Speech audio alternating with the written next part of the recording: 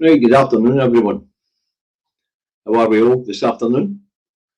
I hope you're all well, and welcome aboard. Well, we look to see who's in. We'll get Desiree, we'll get Jim Soar-Alper, Stephen Charlton, Ori Hay, Stephen Bankier, Ellie Butterfly Kears, Chris Fisher, Melanie, Mark Telfer, Pete's Music, Ginger Giraffes. Well, she's in the background, she's at a meeting in a moment. Who else we got? I see Islamic Eve's there. Welcome. Orlin Shields, Robert Bruce, Alistair. Everybody's just sort of saying hello to each other there. Eddie, right, if I missed you, so I apologise, okay. Right, it's the Two Davies on the 4th of the 12th, 2025. First up, First Ministers. And I have to say, folks, I was not impressed. Not in the slightest. And there's something that occurred to me during Russell Finlay and Anna Sarwar's submissions or questions at First Ministers today. Now, but let's start off with, as is the running order in the Parliament, the official opposition, but actually an own entity now, the Conservative and Unionist Party, under the stewardship of Russell Finlay. They are heading for extinction, which isn't a bad thing. But anyway, he's first up, and we're back on grooming gang inquiries. And he's demanding public inquiry. And of course, as you know, the Scottish Government have undertaken a review of the evidence of grooming gangs in Scotland to see if it warrants an inquiry. But for some reason, the Conservative and Unionist Party want to bypass that stage. So how do public inquiries take place in Scotland? Normally there's a big event, incident, something along the lines. Afterwards, Minister has a wee review into it and decides whether or not a public inquiry is warranted. Listen to that very carefully. I will say that again. How does a public inquiry come about in Scotland? Well, normally after a major incident or event, the Minister, whose brief it would be, say transport, would look at that thing, review it, and decide whether it would be worth having a public inquiry about it. There's a word there that's important, as the Minister would look at it, review the situation, and make a decision on whether a public inquiry takes place or not. For some reason, the Conservatives want to bypass the review stage there. They want to jump by it. I don't know. I've got a funny feeling there won't be grounds for a public inquiry here. There hasn't been any major event that I'm aware of. There is a case recently went through about a grooming gang in Dundee, but that's historical if you want to talk about 3 or 4 or 5 years ago. You know, or is that still contemporary? I'll let you decide. Thanks very much, Viper Scott. Thank you. You've all been very generous. So he's especially this December, and we're all spending excessively anyway. Right, next up was Anna Sarwar, and he was chasing ambulances as usual. But this time he was on the other office nonsense. Now, he points out that 7 health boards have had a bailout up to 230 million quid. So what? We've had a pandemic. We've now got a flu epidemic. In between, we've got the backlog to try and clear for that pandemic. Of course, health boards are strapped. They're going to be strapped even more. They're all going to need more money this winter. But you know, I was thinking about this last night when I seen that last week up 45% with the flu. This week up over 50% on last week. So it's rapidly becoming an epidemic, folks. This particular flu strain. Throw in that COVID's still kicking about. But as I say, I was thinking about this last night and I thought, how is this happening? Well, the last 30, 40 years we've cleaned our act right up. We've taken so much emissions out the air. We've stopped burning fossil fuels as a means of heating our homes. Mum and Pa's no sitting smoking round the wains in the front room anywhere. So we've cleaned our act up. And yet here we are in the UK, we've got a respiratory health crisis. I think we're needing I wouldn't say an inquiry, I think we need a scientific study into this. You know, as we clean up, our respiratory health seems to be getting worse. That doesn't make sense, folks. There's something no right there. We have improved our environment. We have cleaned up the air. The majority have stopped smoking.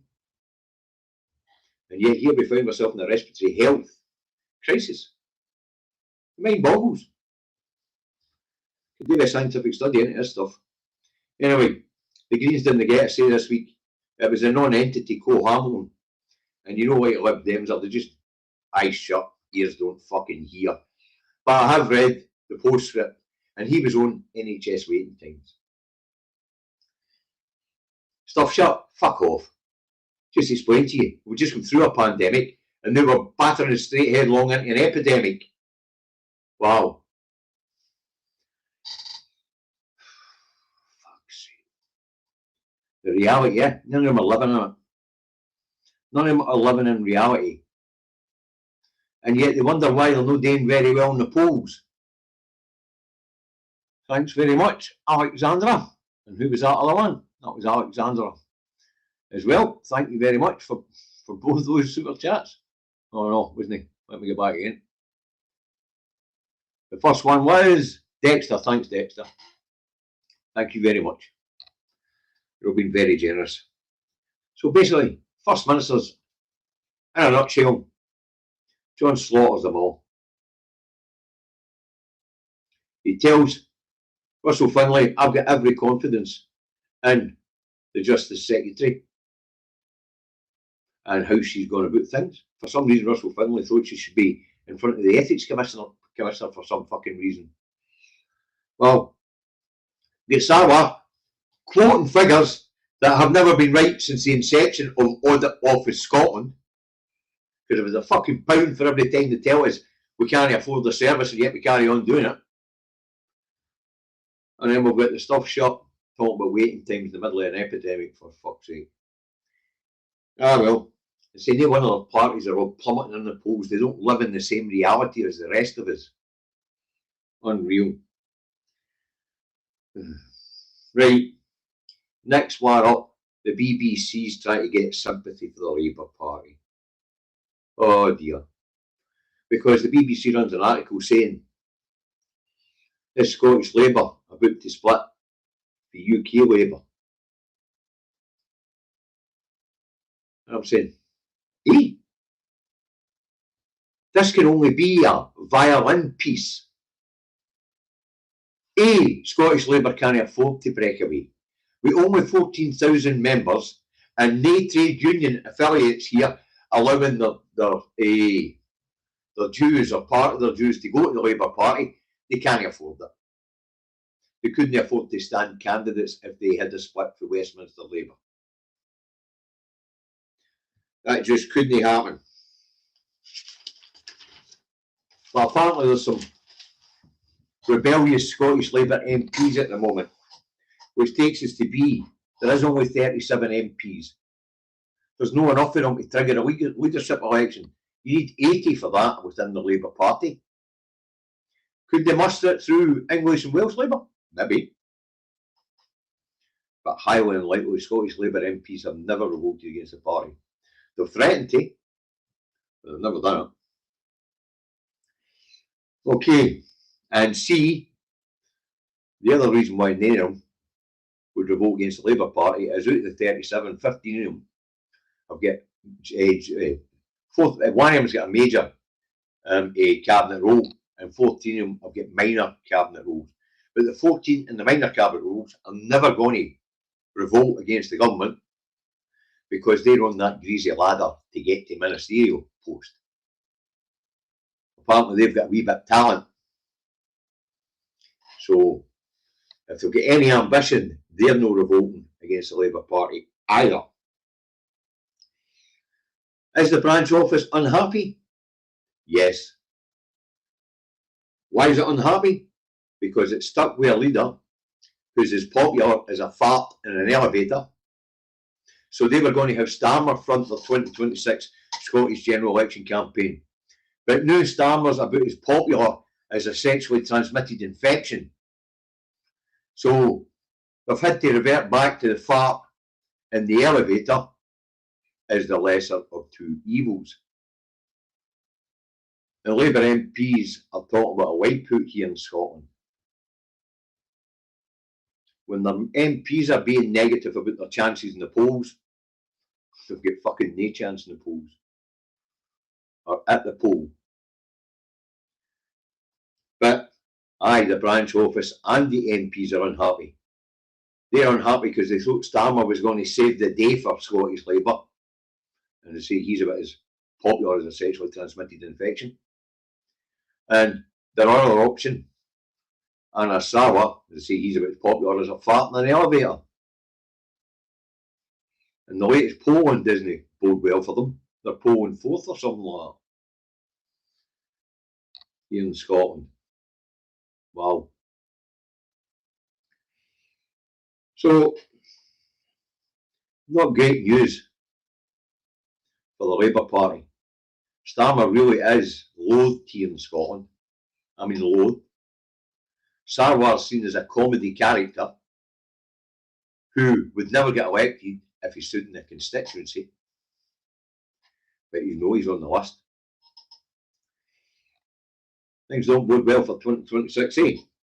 And in an attempt to bolster Labour's position in 2026, the BBC tell us waiting time's over. GB Energy has arrived. And according to the BBC, ministers have told GB Energy to spend a fortune over the next 5 years to create 10,000 jobs in the North East. And to get their headquarters, supposedly 1,000 jobs, up and running. Oh, so ministers have told them to get it up and running, have they? There must be an election coming, folks. I heard this bullshit 18 months ago. They were going to hit the ground running. Green transition. GB Energy was going to make all our bills cheaper. There was going to be thousands of new jobs in Scotland. So after 2 years, and we're all observed it, you have nothing more than a grant issuing outfit to try and get the private sector to invest. They're not creating nothing.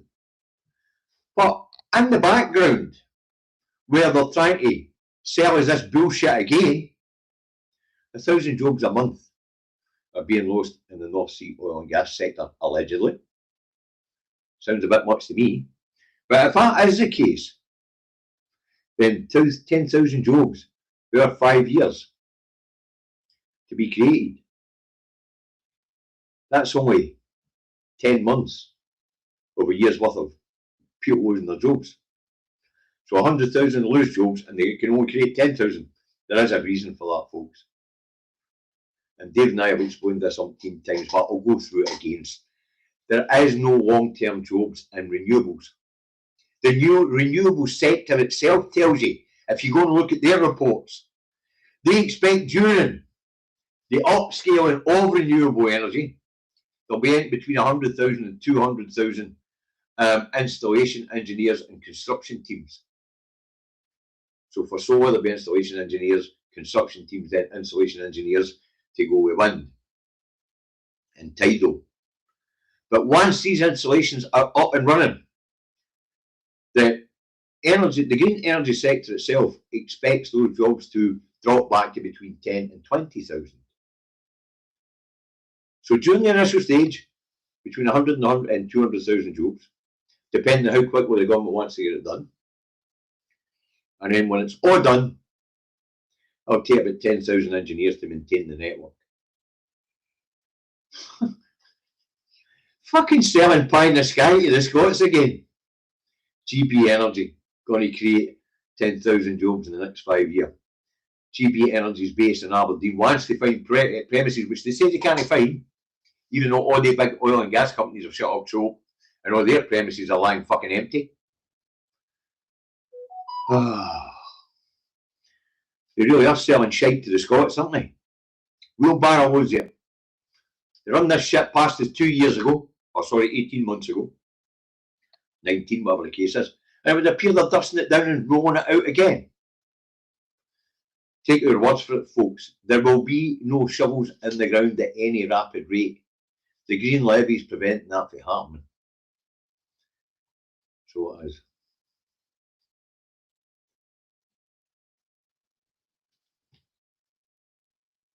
Kilt King. Thank you very much. Eyes on 3 prizes. Reprise. Aye, reprise. So, folks are peddling fish again. And that's exactly what they're doing. I've told you, myself, I've been involved in building an installation.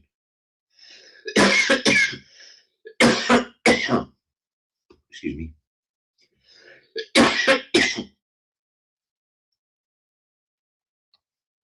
got a wee chest infection, folks. Be sent to get my breath back.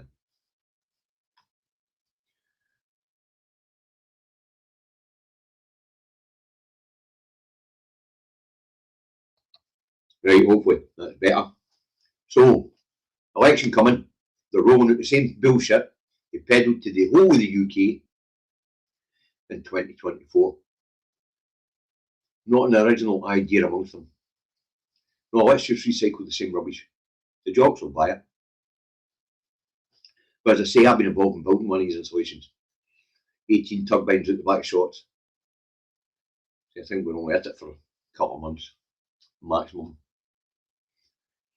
Once the groundwork was done, that was the construction team out. A wee something for the food banks at Christmas. Oh, that reminds me, folks, Merry Christmas and a Happy New Year to Edith. Hi, John. Best to you and Edith, mate. And Merry Christmas when it comes. But I hope to see you on the Christmas day, John, because as you know, folks, for the last umpteen years, Sarah and I actually do a programme on Christmas Day. Generally starts between 11 and 12 or 12 and 1, and it then runs on to whenever. I think it was after 5 o'clock, and myself and Delia Blasey were pretty well on the way to being drunk last year. But it was a good time. The other thing is, when it comes to the Christmas show, folks, I drop the link into the comments so that if any of you want to come and have a chat and say Merry Christmas, you can click the link and come into the green room and I'll get you on screen. So, folks, don't be alone at Christmas. If you're living alone, you don't need to be alone. Put your device on and spend time with Sarah and I and whoever else shows up. Last year there was over 100 watched, and that was about average. Most people have got families and things like that. There's a lot of people your age who don't have anybody.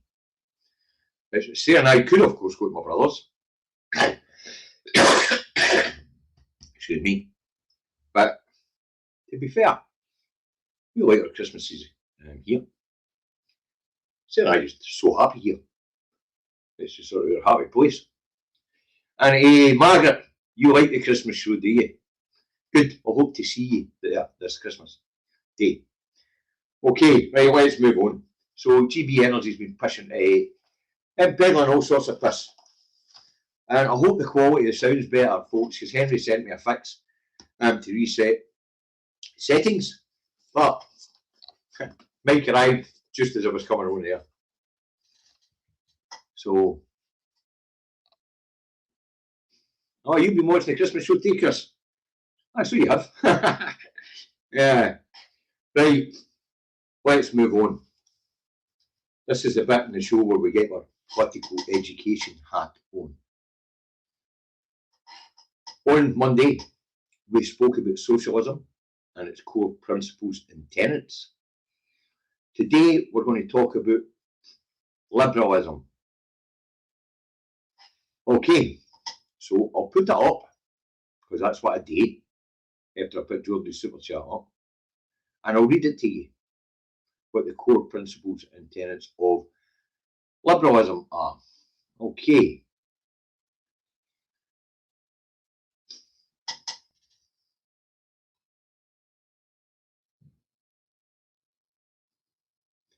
Okay, what is liberalism? For those of you on the big screen, you'll be able to see this. Liberalism is a prominent political and moral philosophy concentrated on the values of individual liberties, individual liberty, equality, consent of government, and individual rights. It has evolved significantly over time, and its meaning can differ substantially between regions, particularly between the United States and Europe. Now, the core principles of liberalism is individual liberty and rights, a belief in fundamental individual freedoms, including freedom of speech, press, assembly, religion, and the rights to private property. Now, why is that there? Why the rights to private property, folks? Well, in the feudal system, generally the landowner owned all the property, so the landlord would own all the property. Anyway, so consent of the governed. The idea that the government's political authority is legitimised only if it derives from the consent of the people, often expressed through representative democracy and the rule of law. Limited government. A constitutional order that restricts the power of the state to prevent it from infringing upon individual freedoms. Equality. The principle of political equality and equality before the law, rejecting hereditary privileges and discriminations. Now, there's a couple of types of liberalism which have evolved over time, folks, and we'll cover the two main ones here. Okay. Now, the main divergence within liberalism is between its classic and modern forms, which proposes different ideas about the government's role in achieving and protecting liberty. Now, classic liberalism, the traditional form, influenced by thinkers like John Locke and Adam Smith, views the state as a primary threat to individual freedoms. It advocates for limited government, a right watchman statute if you like, focused on protecting basic rights and properties, and generally supports laissez-faire economics, or free market economics if you like. All right.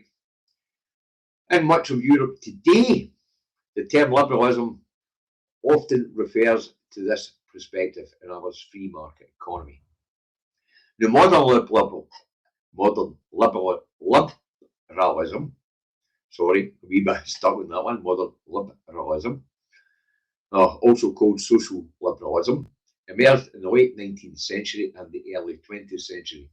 This perspective argues that individual freedoms can also be threatened by powerful private actors, such as large corporations, and by conditions like poverty, disease, and lack of opportunity. It advocates for an active government role, including economic regulation, social safety nets, social welfare, in other words, and public services, education, healthcare, that sort of thing, to ensure that all individuals have a genuine opportunity to realise their potential. In the United States, liberalism almost exclusively refers to this modern centre-left approach. In essence, liberalism is a flexible framework that constantly re-examines how best to balance liberty, equality, community, in the light of changing social needs. Okay, let's get back to the tenets of it. All right, and then we'll get to the variations of it. The tenets of it, they all sound very good, don't they? Individual liberties and rights, consent of the governed, limited government. That one, that's disputed in modern liberalism. And equality, the principle of political equality and equality before the law, rejecting hereditary privileges and discrimination. Well, we've seen that being abused here lately, and they being a perfect example of that. Now, classic liberalism, folks. Classic liberalism is what we had up until the UK entered into what I called last week its experiment with socialism. Okay.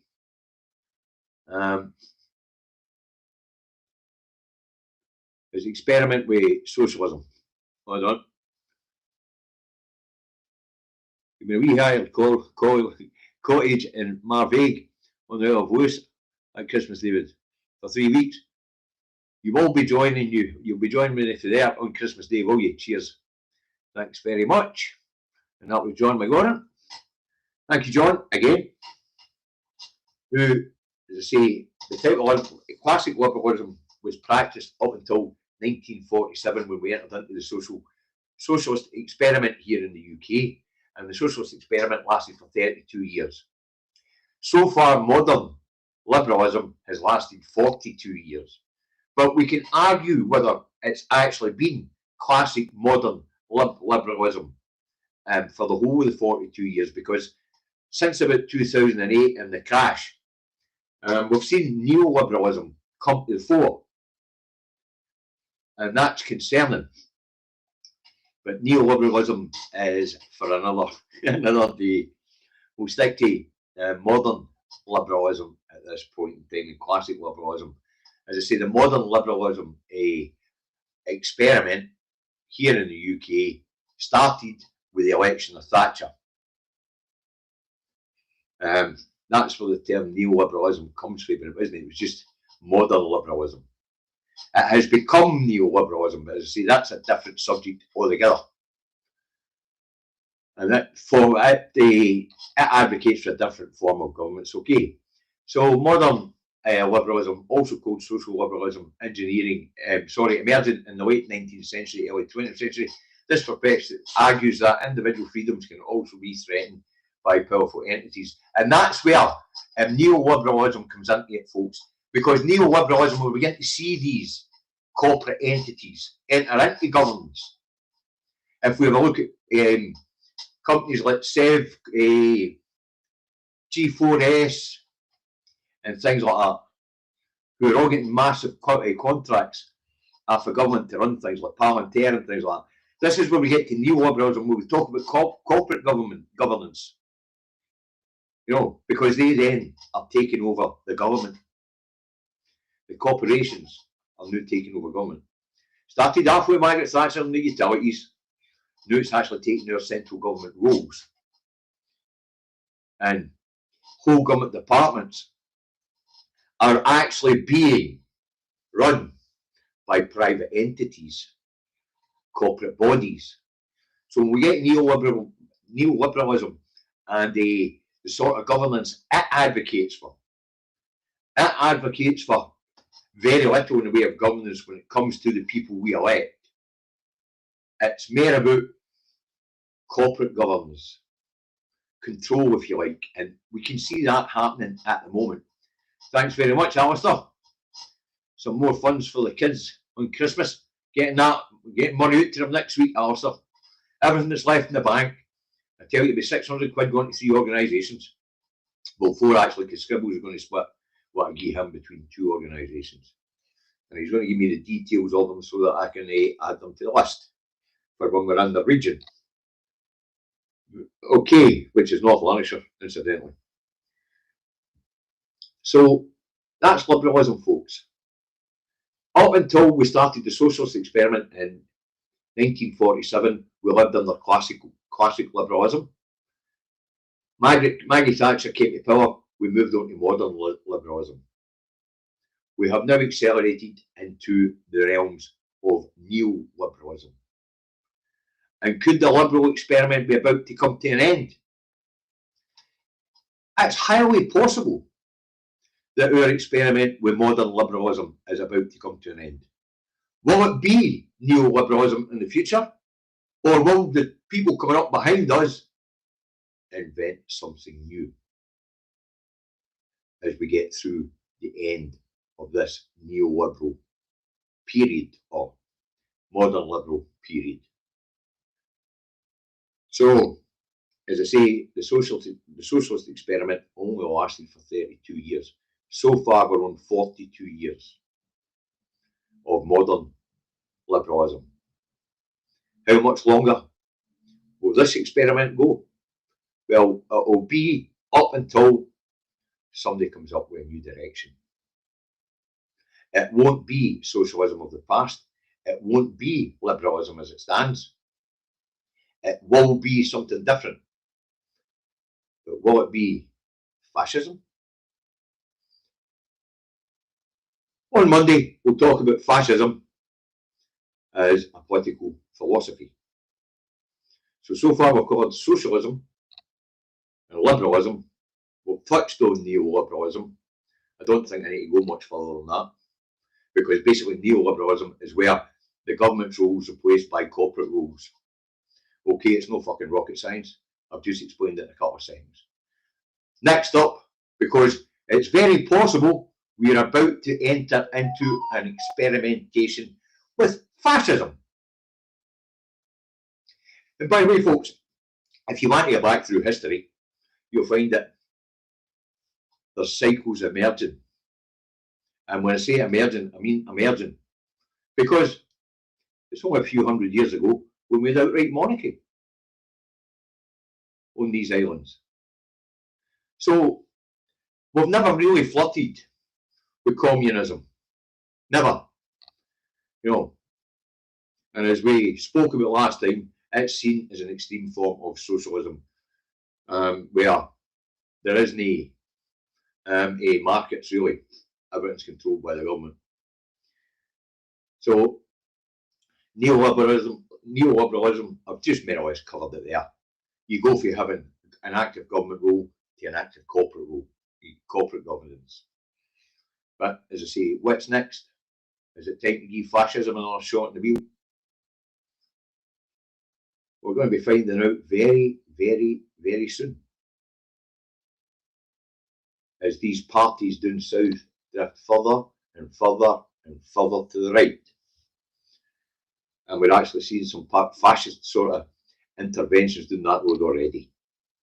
The crackdown on the right to protest, the strangling of the freedom of speech, the prosecution of people who undertake civil disobedience or direct action protest. And now, down that road, they're going to do away with judge trials, but we'll get to that in a wee bit. I've got a Labour MP doing that road wants a say on it, and what he actually has to say is what the bit that's really got to be put out there so the public understand why it is non-jury trials are a bad idea. But I say we'll get there.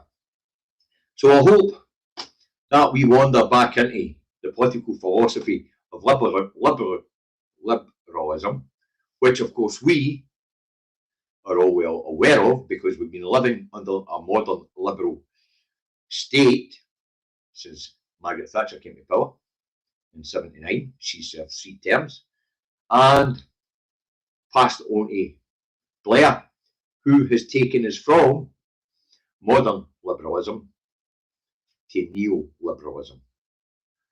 Okay, as I say, that experiment could well be about to come to an end, and we could be about to enter into a period of fascism. As I say, I've just explained why. The right to protest, the right to gather and protest, the right to meet,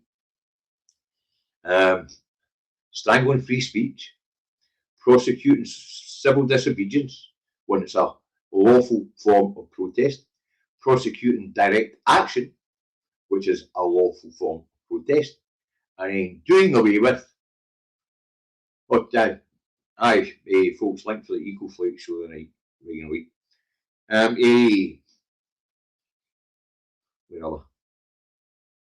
of course, doing away with jury trials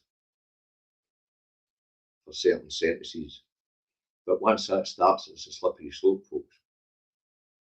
And we've just seen the way they've gerrymandered the judiciary and the Palestine Action Judicial Review into them being prescribed as a terrorist organisation. England is much, much further down the road to fascism than I think the people in England actually realise. But as Mary Black quite eloquently said in the House of Commons in that famous speech of hers, fascists don't come through the door with their boots on.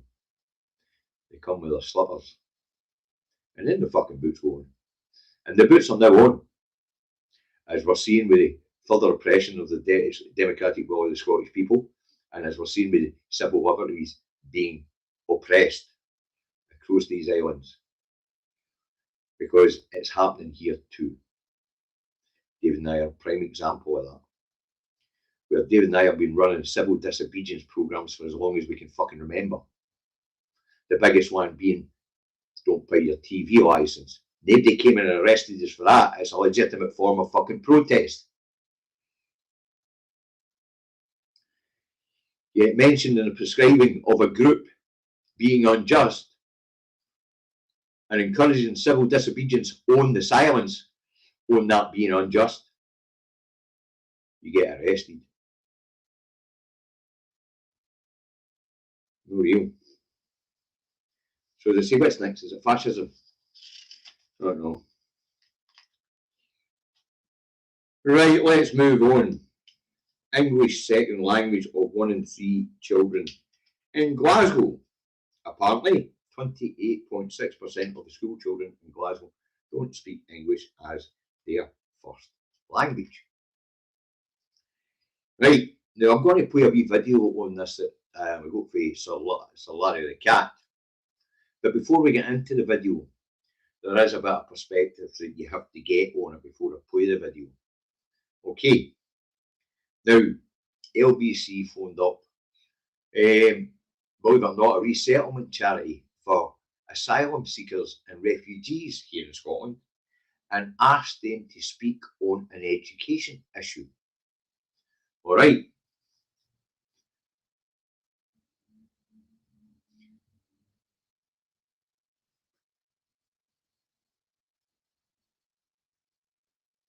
It's not going to be their decision, Alistair. That will be the Scottish Government's decision. It's a totally devolved matter. Oh, he's a pretty happy wee fella. So he is. Right, so back to the context of this clip I'm going to show you. Right, now, to be fair to the presenter, Tom Swarbrick, Swarbrick, teeth sorted today. You can tell right away when he's introducing this section that he knows it's going to blow up in his fucking face. You can tell he's not happy with a line that he's been asked to take by his programme's producer. In fact, he plays very little lip service to it. He does pay lip service to it, but very little, because he doesn't like the direction it's going in. Now, the whole situation that we're about to explore is based on an article in the Times, I believe it was, where they're talking about 20% of students in England not having English as the first language. They then highlight the high figures in Scotland. There is a higher figure, which you might hear in this particular, for a place in England in this particular show, or this particular segment I'm about to show you. The lassie who's coming on for the refugee resettlement charity, she's coming on with an attitude because she's been handed this brief that the producer wants to pursue, plus the Times article. So she's coming on with a pre-concept of what's going on. She won't have heard the preamble because she'd be sitting in the background, unless she had it switched on somewhere.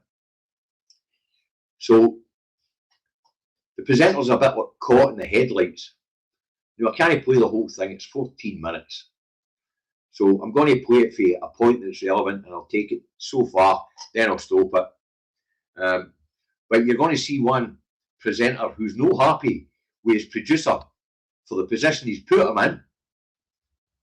And you're going to see one really angry wee woman from Glasgow who's wanting to know why LBC didn't phone Glasgow City Council for an education representative rep Or didn't they phone the Scottish Government to speak to Jennifer Ruth, who's the Education Secretary? This wee woman's beyond. She knows that she's there for bait. She knows that they're there with the objective of demonising immigrants and saying that they're soaking up UK resources and education resources because X amount of pupils don't have English as their first language.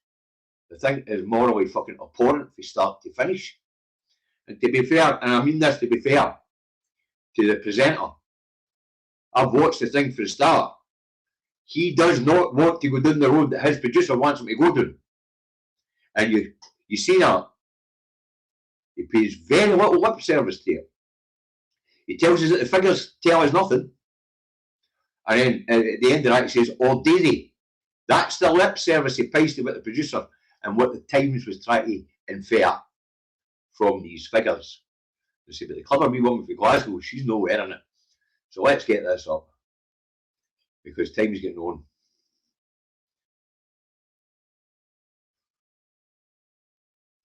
Right, you see, I've moved it in a wee bit. So I'll give you as much context as I can. So let's let this flow. On whether these are the children of multilingual households. English dad marries French mum, child speaks French at home, and so their fluent English is technically an additional language.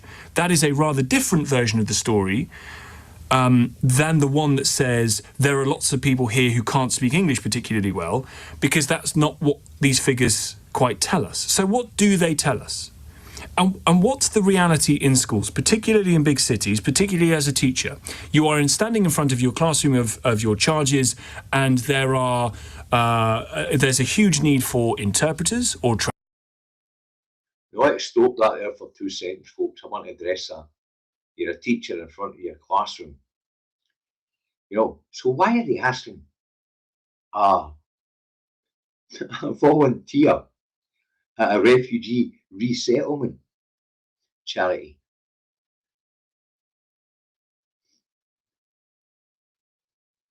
Translators. The ability to teach the lesson to the whole class is limited because the lack of English from some of the pupils is such that they can't follow without great help, or you need to reduce what you are teaching them in order that the people at the back are able to catch up. Is that what's happening? 03456060973. What does it say that in England by 2023 20.5% of school-age pupils are recorded as having English as an additional language. In Glasgow, as the figures have come out, it's nearly a third. What does that say? Rubina Qureshi is CEO of Positive Action in Housing, a charity dedicated to supporting refugees and migrants to rebuild their lives, and is based in Glasgow. Why wasn't that, here's the Education Secretary for Scotland, or the Education Chief for Glasgow City Council? Why is this guy going to a charity that resettles refugees? You see where I'm coming from here, folks? And this wee woman's no fucking amused. She'll come across as rude. Thank you for coming on the programme, Rubina. What do these figures tell you? What picture do they paint?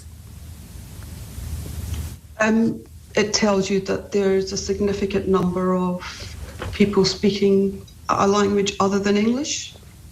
It tells you a good thing about people being multilingual. And it would be the same picture for every global city. So it's better than not speaking any language at all. And it's certainly good that people have more than one language. But I suspect that this isn't actually about language. I suspect this is about what you're really talking about is yet another attempt to turn multilingualism concerning people who are not white into another dog whistle about migration and race. Sorry, I take issue with that because I haven't at any stage. Now, folks, as I say, I didn't play the full of his preamble, so to be fair with him, he has tried to avoid this. His producers wanted him to go that way. I told you he played lip service to it. And to be fair to the presenter, he wasn't happy with the line he was having to take either. So it's a bit harsh on him. But she's no there to play fucking nice. She's just no there to play nice. Age talked about race You at all. haven't, sorry, Rabina. you haven't, but that's how it's presented to me prior to this programme, about people and how they learn, and the whole article in the Telegraph which was raised with me. So although you may not have, that's the way it seems to be coming. I mean, unless maybe I've got it wrong, and what you really want to talk about is the number of French speakers or German speakers. This is the picture that one, as I said at the start, this is what one could construct from these numbers, isn't it? Either you can come up with a version of events that says there are lots of people in this country who are multilingual, which is an amazing thing and fantastic, or there's a suggestion that actually because of high levels of immigration, and again race not a part of it, because of high levels of immigration, there are lots of children now in schools who don't have English as their primary language, and schools are having to adapt to accommodate that. Mm-hmm. Has that not been going on for decades? You get French children coming into schools, you get people of different languages coming into schools, and the schools make efforts. Yes. Is the issue about resources? It's been going on for decades, you're right. It's a cover for something else about immigration. I never mentioned immigration. I mentioned immigration, then you said it wasn't about that, and then you mentioned immigration. No, you said it was about race. Sorry, you said you started bringing in because they're non-white people. We've both been talking about immigration because obviously that is a factor here. And the difference, I guess, is you're right that this has been happening for decades in schools, and there are people who've been coming into the country who have English as an additional language. I guess the difference here is the proportion of those students, isn't it? What's the difference? Sorry, are you concerned about that? No, I'm not concerned about it. I'm pointing to the reality that there are lots more students in this case, schools in Glasgow, but also in England more broadly, who have English as an additional language. Well, pretending that learning English is a barrier when in fact, children acquire languages very fast when given the proper support. So if they had the proper support, then of course they would learn the language even better. What we find in the work that we do is that many of the people who are trying to resettle here in Glasgow, who are from a refugee or migrant background, are desperate to get access to English classes, but there aren't the resources to do so. Where have those resources gone? Well, you'd have to ask the government and you'd have to ask the local authorities. What you can't do is turn around and say, well, that's the fault of immigrants. You can't turn around and blame political failure, as Keir Starmer said. I'm not saying that you have. Right, sorry. Let me speak Queen's English, one cannot assume that this is that the political failure of not putting resources in place are the fault of immigrants. That's what Keir Starmer said before he came to power. Now it turns around that he's literally kind of blaming immigrants for everything when he talked about the island of strangers. That's what this is all about. Let's just talk. Why not just get cut straight to the chase? Another reason to bang on about immigration and race, and to make this about race rather than saying, what can we Why actually are we talking about race? About a situation? Can I just finish? What can we actually do to try to help people whose first language is not English, to be able to get access to those classes? I think that's a perfectly legitimate debate to have. Of course it is. I mean, if you were French, you would be in the same situation. Nobody complains about having French classes or German classes, but suddenly an issue where there's children who maybe have to have access to English classes seems to be a problem. Unless we're talking about perhaps, let's say, Glaswegians who perhaps don't speak Queen's English, or is it because of the number of Glaswegians who speak Gaelic and not English? Right. Is that what we're talking about? I just refuse the premise, and the premise really, it comes down to all the time, it's the brown ones, it's the brown ones. They're now taking up more resources. This has been going on. I'm so sorry, Rabina. This argument, no, you haven't. Maybe you're just born in this time and you've not got a sense of time before. But for decades, this has been used as an issue to beat up on immigrants, people of colour. This has happened for years, and suddenly you pluck a figure out, 28%, and the Telegraph picks it up and writes about it. Okay, so what? What are you going to do? What an intelligent society would do is say, let's get resources. For example, in Singapore, did you know that in Singapore, it's a very, very multicultural society?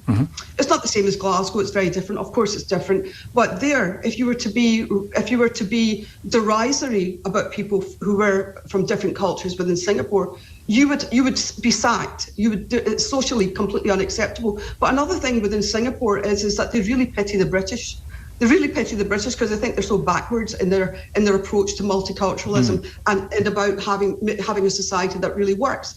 An intelligent approach, one that doesn't cause self-harm to this society, would be to say, look guys, we've got 28% of our society, or within Glasgow, there are kids whose first language is not English. Let's get more resources put into that. To turn around and say, well, where do the resources come from? That's a political problem.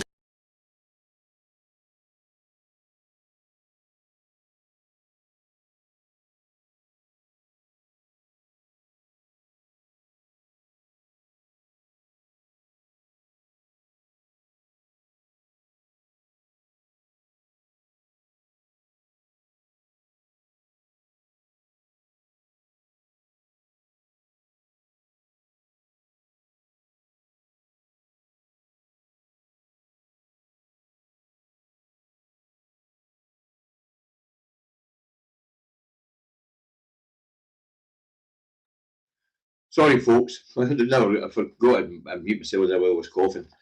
Now, I stopped it there because she goes round in circles for here. She goes round in circles for here. She's made her point, and her point was absolutely correct. This is a dog whistle to the racists. That's what they tried to make it. A dog whistle to the racists, and they picked the wrong fucking woman. She knew she was being set up to be part of that dog whistle. I'm not on mute now. How can I still be mute?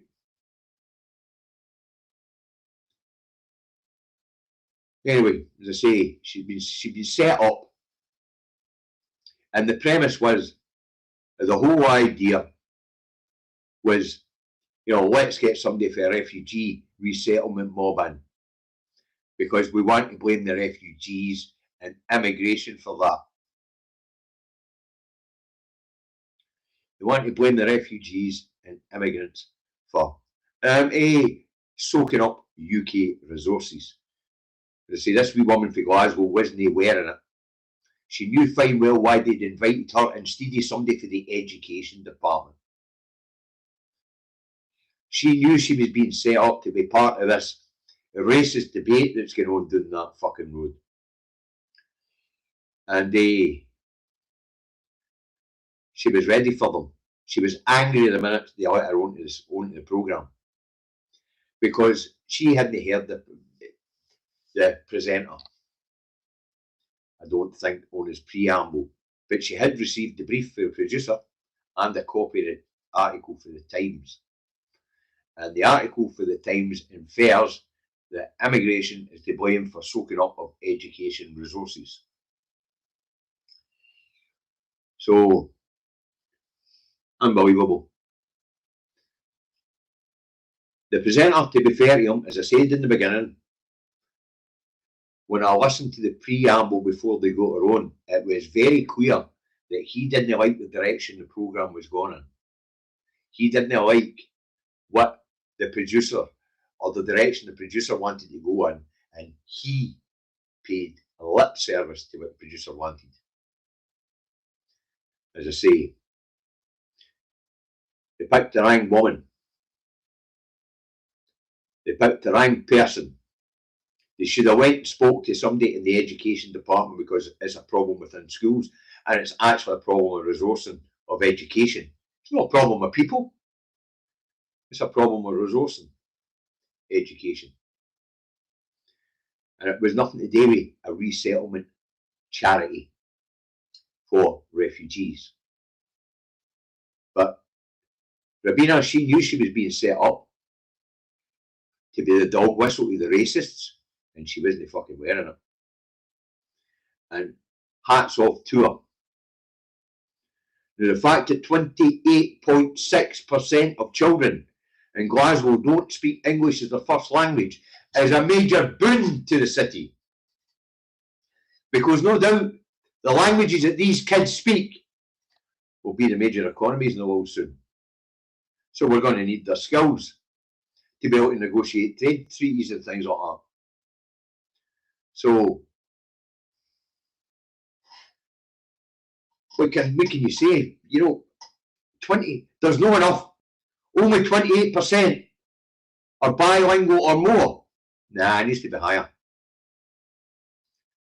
As I say, but the premise about speaking English in Scotland, newsflash people, we've never spoke the fucking language except for when we were forced to during the 60s and the 70s, when we were going to get belted if we didn't, punished if we didn't at school.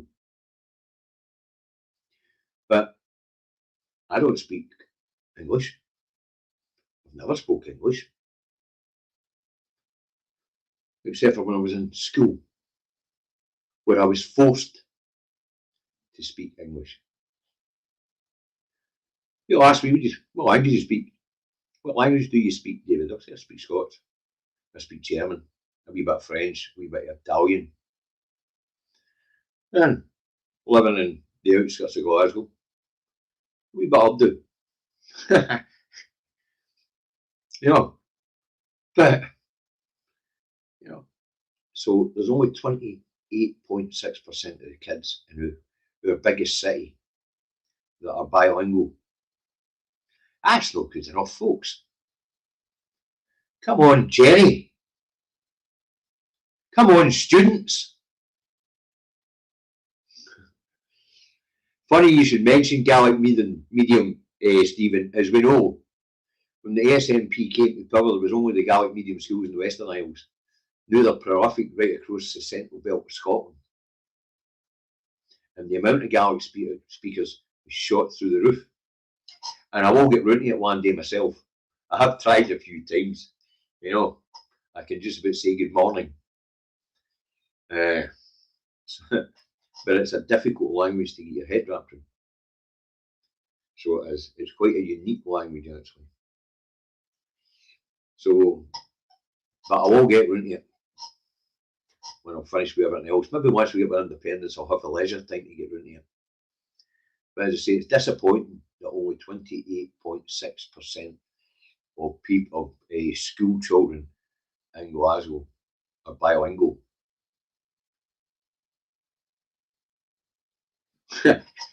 Sorry, you lived in English in England, they can't speak their own language. That's their problem, then. That's their problem.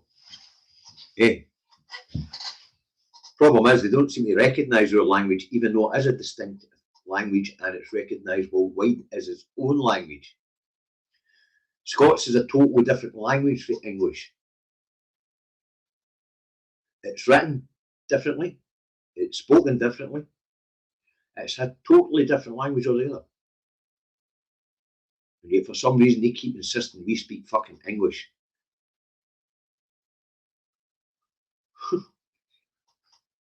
It's the only time I ever spoke English was when I was in primary school. Because if you didn't, you went out to the front of the class and get rattled with a belt or a ruler. Or you get whacked in a bit of chalk, bit back of the head with a bit of chalk, or the duster. School was a different environment back then. But no, folks, we've only covered about 5 subjects a day. I hope the reminder of what liberalism is helped, and for any young people that actually see that segment, I hope that they're learning about the type of society we live in and what the political philosophy of it is helpful. As I say, folks, but that social experiment could well be coming to an end. We've went through liberalism, modern liberalism. Pre-World War II, we had liberalism. After 1997 and the socialist experiment, we had modern liberalism. We seem to have evolved into neoliberalism. And as I say, what's next? Because it looks like the neoliberal philosophy, or the liberal philosophy, or the modern liberal philosophy is the experiment with it at this point in time is about to become over. Is it fascism next? I'm not sure.